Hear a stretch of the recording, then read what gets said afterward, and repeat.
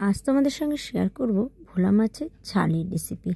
তার জন্য দেখো কড়াইতে আমি তেল গরম করতে দিয়ে দিয়েছি। এদিকে আমি ভোলা মাছগুলো ভেজেও রেখে দিয়েছি। আর এর জন্য কি মশলা দেবো সেটাই তোমাদের সঙ্গে আর কি শেয়ার করব। তো এর জন্য আমি দিয়ে দেবো, দেখো ভোলা মাছগুলো ভেজে রেখেছি কি সুন্দরভাবে। আর এর মধ্যে আমি দিয়েছি পেঁয়াজ, আদা, রসুন বাটা, আর দিয়েছি সর্ষে, আর দিয়েছি এর মধ্যে পরিমাণ মতো নুন, হলুদ, লঙ্কার গুঁড়ো দিয়ে দিয়েছি। আর এটা হচ্ছে সর্ষে বাটা। এইবার তেলের মধ্যে আমি পেঁয়াজের পেস্টটা আমি দিয়ে দেবো। দেখতেই পাচ্ছ নুন, হলুদ, লঙ্কার গুঁড়ো দিয়েছি, যার জন্য কালারের চেঞ্জিংটা এসে গেছে।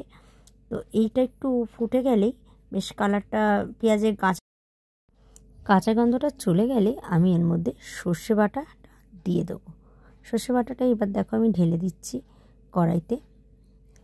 আর এদিকে আমার আজকের এই রেসিপিটা, সর্ষেটাও এর সঙ্গে একটুখানি তোমার একটু ফুটবে যাতে সর্ষেরও কাঁচা গন্ধটা বেরিয়ে যায়। আর ততক্ষণ তোমাদের সঙ্গে একটু কথা বলে নিই যে আজকের এই রেসিপিটা যদি ভালো লাগে, একদম সিম্পল, খুব তাড়াতাড়ি হয়ে যাবে।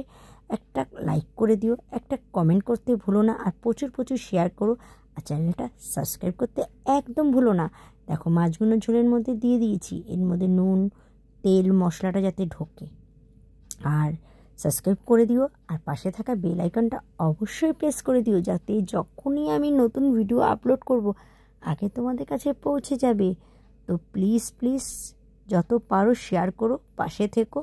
দেখো আমার ভোলা মাছের ঝাল একদম রেডি। তোমরা একবার বানিয়ে খেয়ে আমাকে কমেন্টে জানিও।